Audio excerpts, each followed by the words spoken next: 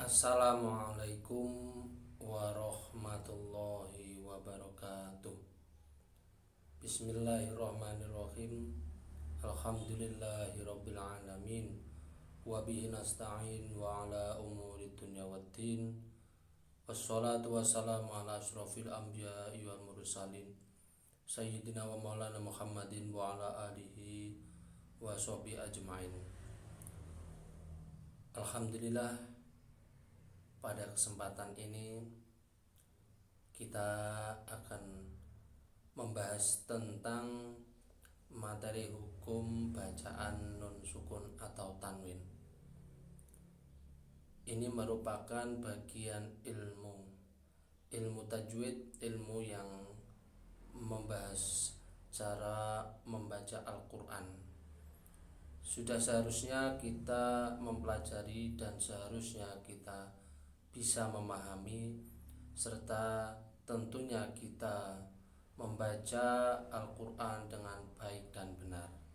Maka dari itu perlu kita untuk mempelajari, memahaminya agar kita membaca Al-Quran dengan baik dan benar. Baik, materi kali ini sekali lagi materinya adalah hukum bacaan nun sukun atau tanwin. Hukum bacaan nun sukun atau tanwin ini merupakan dasar atau bacaan-bacaan yang harus kita fahami di awal. Artinya apa? Bacaan-bacaan yang di situ terdapat huruf nun mati atau tanwin, maka ketika bertemu dengan huruf hijaiyah, maka kita harus membaca dengan benar atau sesuai. Baik, bacaan nun mati atau tanwin itu ketika berhadapan dengan huruf hijaiyah itu ada 4 hukum bacaannya. Yang pertama idhar, bacaannya jelas. Yang kedua ikhfa, bacaannya samar.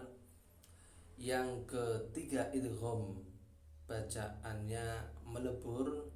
Dan yang keempat iqlab, bacaannya beralih.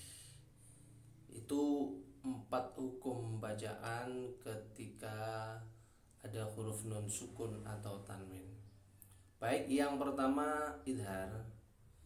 Idhar itu apabila nun sukun atau tanwin berhadapan dengan salah satu huruf yang jumlahnya ada 6, yakni hamzah, ha, kha, ain, ghain, maka nun sukun tersebut atau tanwin dibaca jelas.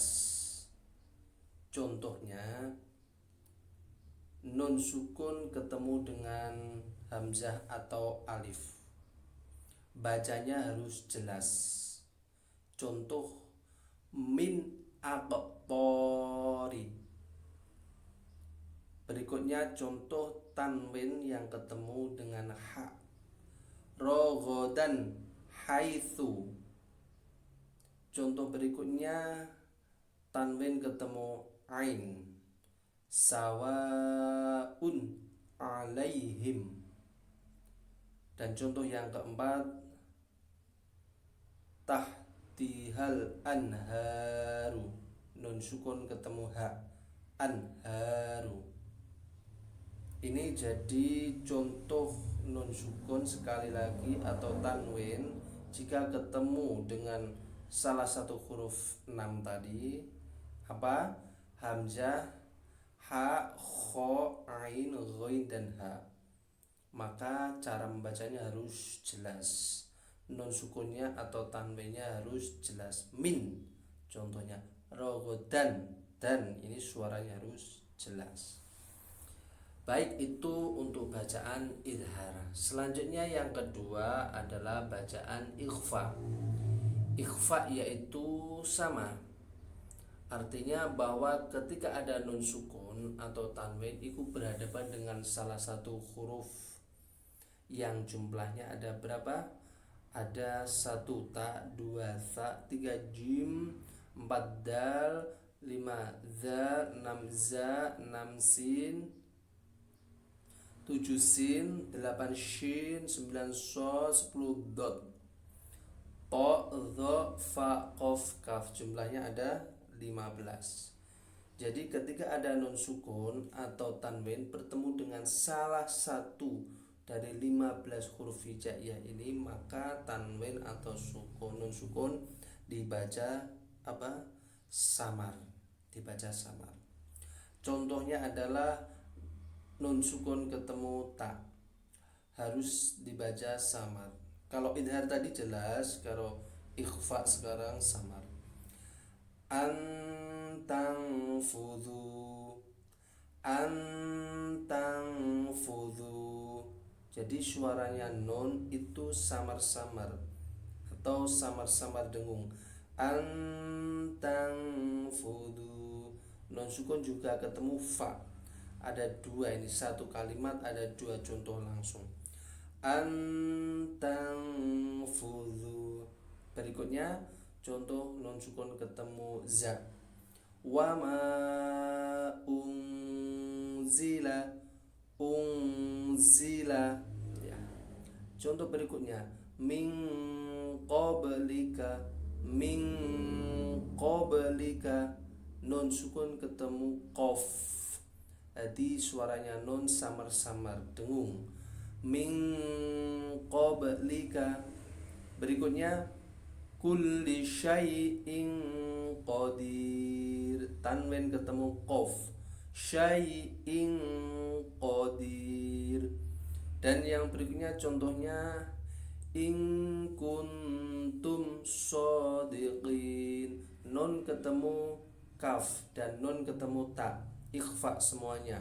Samar-samar dengung. In kuntum shodiqin. Berikutnya nun ketemu dal.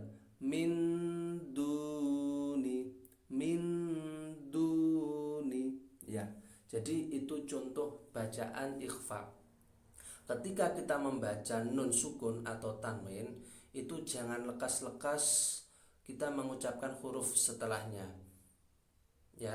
Contoh min, jadi suaranya nun disamarkan, samar-samar dengung. Min duni ya, itulah ikhfa. Jangan langsung membaca huruf setelahnya. Contoh min duni, min duni. Jadi suaranya nun itu cepat. Nah, itu salah bacanya. Yang benar bacaan ikhfa samar-samar dengung. Artinya ada durasinya, ada durasi panjangnya. Min. Nah, sehingga ketika kita membaca yang berdurasi, nunnya yang berdurasi, ini mengeluarkan suara samar-samar dengung. Min duni. Atas contoh yang atas tadi, antang fudu, antang fudu, gitu bacaan ikhfa. Atau juga biar memudahkan mempraktekkan mengeluarkan suara bacaan ikhfa, secara teori begini.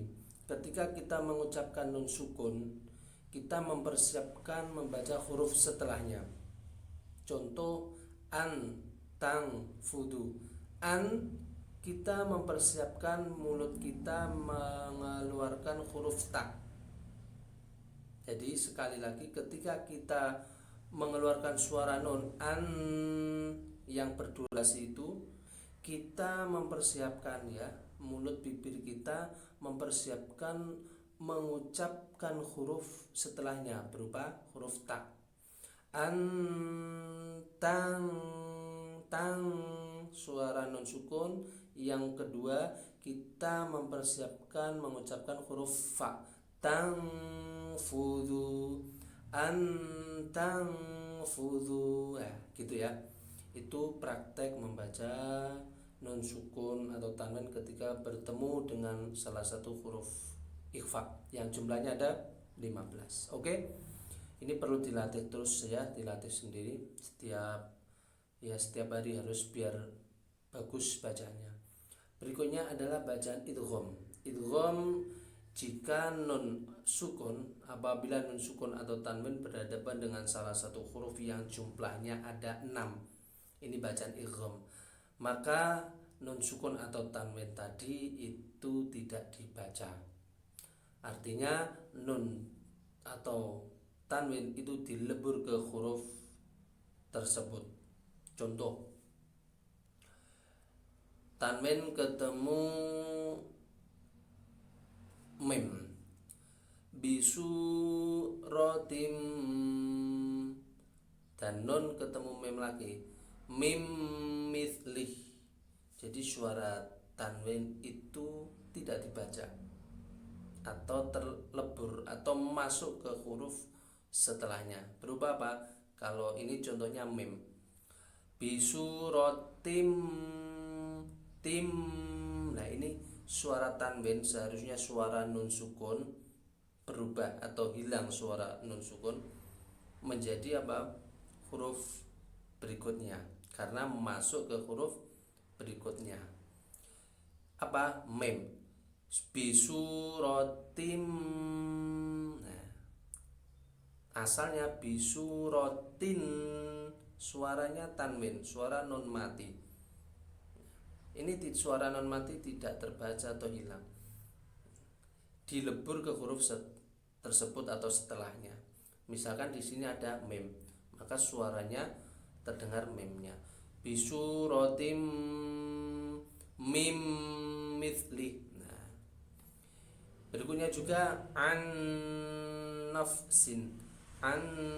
Nah, ini kebetulan setelah nun sukun nun juga, jadi suaranya kayak asli tanwin ya. Kalau wawu berarti miu. Nah, misalkan miwaqin, miwaqin, min ketemu wa, miu.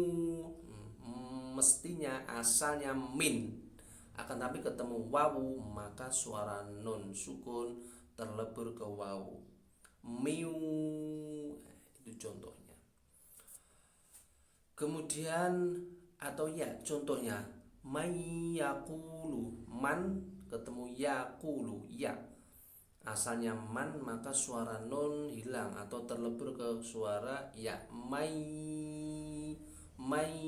ya, may yakulu. Nah, ini untuk 4 ini mem non wawu ya, ini idghamnya bigunnah, ada dengungnya, sehingga tidak langsung ke huruf setelahnya. Contoh an, ini ada dengungnya karena idgham bigunnah. Seperti ikhfa tadi, membacanya berdurasi, ada waktunya. An ini idgham bigunnah. An nafsin bisuratim mim mithli. Nah, itu yang idgham bigunnah. Kalau yang bila gunnah atau idgham yang tidak ada dengungnya, itu ketika ketemu ro dan lam. Ro dan lam. Contoh Muhammadar Rasulullah, seperti adzan Muhammadan, dalnya tanwin, Muhammadan ketemu ro, Muhammadar terlebur masuk ke ro, Muhammadar Rasul. Nah, ini tidak ada gunanya, langsung Muhammadar Rasulu, Muhammadar Rasulullah. Nah, gitu. Terus lam juga demikian. Contoh min terus ketemu lam, lakum, mil lakum, suara nun tidak dibaca ya, terlebur ke huruf setelahnya berupa lam, mil lakum, tetapi tidak gunnah, tidak dengung, maka langsung mil lakum, tidak ada gunnahnya ya. Berbeda dengan yang idgham bigunnah yang mim nun wawu ya, mil lakum. Oke, itu contoh yang idgham. Ini tadi hudal lil muttaqin, hudal lil muttaqin, tanwinnya masuk ke lam. Mir rabbihim juga demikian. Kemudian bacaan yang berikutnya iklab, yaitu jika nun sukun atau tanwin berhadapan dengan huruf satu ba, maka nun sukun atau tanwin dibaca beralih menjadi mim, suaranya beralih menjadi mim. Contoh sumum, sumum, mun aslinya mun, maka suaranya berubah tanwin. Tanwin itu suaranya kan nun sukun. Sumun aslinya ketemu ba, maka sumun, mun suara non sukun berubah menjadi mim. Sumum ya. Muhitum bil kafirin, muhitum aslinya muhitun, suara non sukun karena tanwin ketemu ba, maka suara tanwin atau non sukun ini beralih menjadi mim. Muhitum bil kafirin, muhitum bil kafirin. Terus ada yang contoh berikutnya, mim ba'di, min aslinya non sukun ini min, nah ini menjadi suaranya mim.